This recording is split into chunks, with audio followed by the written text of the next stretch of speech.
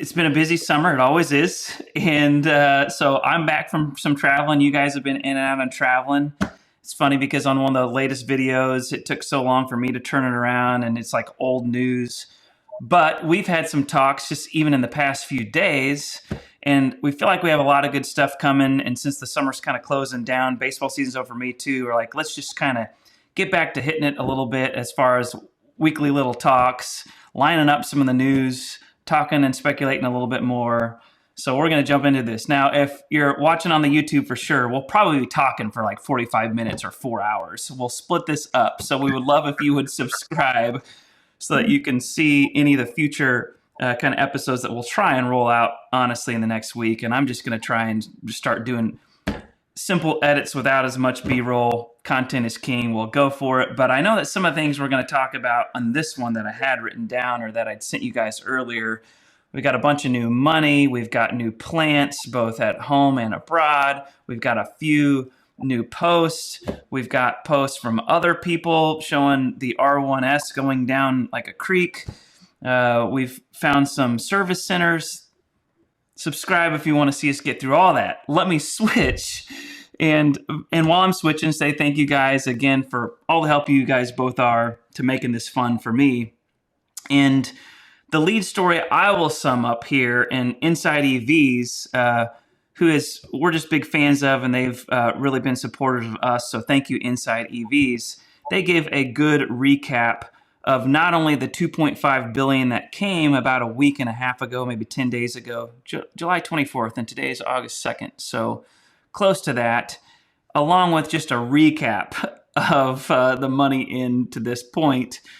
And RJ, when this was announced, it was kind of announced like from Rivian itself as far as like a news release and whatnot. But they mentioned the investors here and really point towards this money being used for a second domestic plant. And then we have a couple other things here that we'll pull up as far as what this plant could look like. 5 billion is a huge number. And then as far as the states, we have some speculation from a couple sources anywhere here. Arizona has come up. Tennessee has come up. And Skylar, you have some good stories there. And I will stop talking there to bring it back to you guys. And I'll come kind of back to this screen here. Reactions from you guys as far as this new number and anything to do with plants both here and abroad, because I guess I forgot to say that abroad, the speculations there are UK, the Netherlands, or Germany, one of those three. All right, guys, take it away as far as reactions and what all this means for Rivian. Great for Rivian. I think it's wild. You know, we've talked about money a couple times on the channel. It's insane to me that we're up to $10.5 billion and not the first truck or SUV has been purchased yet. I know. You know, it's wild. And then to think that this money's part of the pot that's going to be used for a second factory. And again, I go back to the point I just made that, you know, this second factory, they're looking for option number 2, and they haven't even built the first production truck yet. Crazy. It's crazy. I mean, it's super exciting for us. You know, I know you guys are excited about it. The planning that they're going through, their vision for the future, it's intense. It'll be wild to see how this plays out. And from my perspective, $2.5 billion is another very, very big chunk of money. And as far as speculation goes, I think that they did another private round of funding because the delivery time frame for the vehicles is pushed back, which I think they need to have a significant volume of vehicles that are delivered before they can get the most from an IPO perspective. Okay. So obviously, when you're looking at building two more, let's call it $1 billion plus plants, one here in the States, one overseas, there's a lot of additional capital requirements to do that. And I think that they took that first step with private funding because the IPO is going to be delayed a little bit.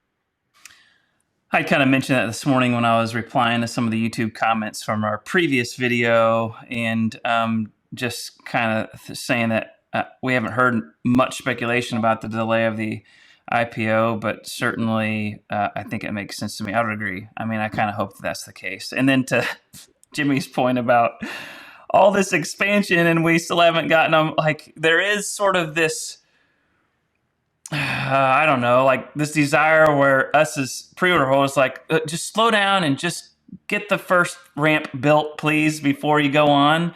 And I know that that's probably a common either criticism or desire. And yet I know that in order to survive this in the long term, and we all probably know that they probably do have a team that's solely focused, not probably, they do. They have a team that's solely focused on getting the first R1T off the ramp to a customer, and then many more.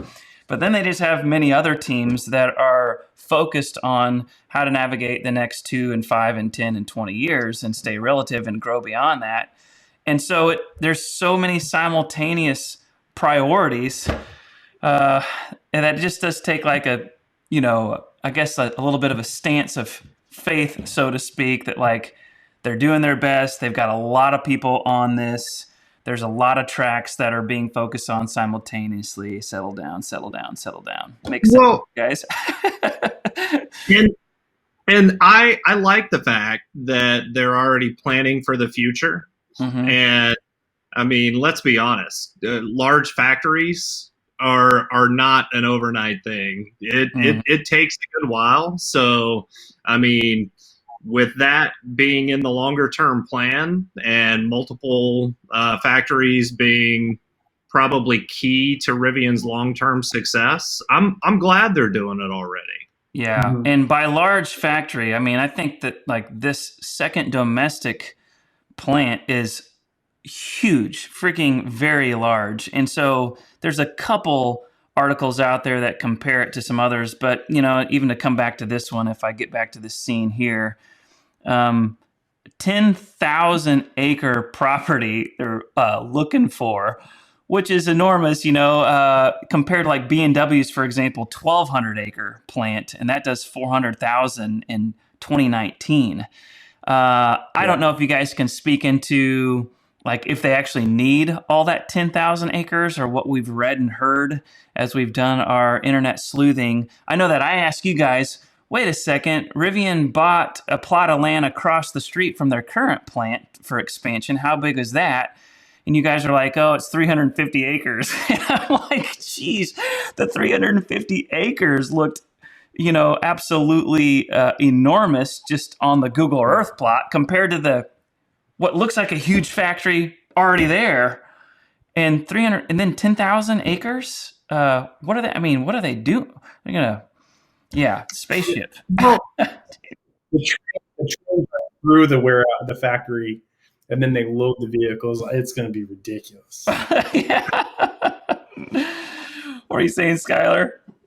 So, I mean, I saw that, when they were soliciting bids for Project Terra, that they wanted at least 2,000 acres. And 2,000 acres is huge. Mm-hmm. That is a lot. But 10,000 acres, I mean, I don't know how they could fill up that much property with, factory buildings, logistics. I mean, you name it. I don't see how you fill up 10,000 acres unless you're going to be doing a lot of, there's going to be a lot of property there just for vehicle testing, proving grounds, maybe a different kind of customer experience center. I mean, it could be any number of things. Could be also, if it is in Arizona, they could put one heck of a solar farm in, because I do assume that they're going to want to be, sustainable and possibly net zero with those facilities that they Yeah. build up. Good call there. That's a great call. So I'm going to kind of take that in, and Jimmy, you can respond to that. I'll kind of hand it back towards your way, though. As far as what they're going to do, it's not just vehicle production. Now, we do have another story here about the new trademark names from the R3, 4, and 5, and all the different letters after that. They already did the 2 once upon a time with the R1. But it's more than that. We've definitely heard from RJ and others that this has to do with batteries, correct? As far as the second domestic one, right? Yeah. Yeah. Any other speculation there, like kind of flavor, just as far as like battery production, how much space that is? We've talked about battery tech, and I think that it's one of RJ's like kind of pet projects that he's kept under the wraps for a long time. We've talked about dry chem here. Who knows? But then I guess we could eventually transition into what these other vehicles are. And RJ has said by 2025, there's going to be more models. Take it away with answering any of those speculations or just replying to anything we've had so far. Yeah, actually, I'm going to jump back to what Scott was talking about with the proving grounds real quick. Like, I mean, there's something to be said about owning a piece of property that you could do all that yourself instead of renting it, which I'm assuming or leasing time, or however Rivian's doing it there at Whitman right now, to be able to have your own facility to where you're not driving, because that facility is north of Phoenix. If they did go to Mesa or wherever they're talking about going, that's a good hour and change drive to get to Whitman versus being on the property. I mean, granted, 10,000 acres. I mean, go from one end to the other could be an hour, man. Jeez Louise, that's a crap. It's a crap ton of property. Maybe they're in their own private national park. Exactly. And then the solar point that Scott brought up is another great point to be able to go net neutral and net zero, whatever they call it. From the word go, would be a great position for Rivian to be in. As far as batteries go, to jump to that, with the 100,000 Amazon vans, with the vehicles that they're planning on making, and then with any other plans or pet projects that they might have down the road that we're not aware of, and not powertrains, but the skateboards that they could obviously sell to big manufacturers. They definitely want to solidify themselves as the company to go to in order to get to make the world more adventurous. I mean, as Rivian likes to say.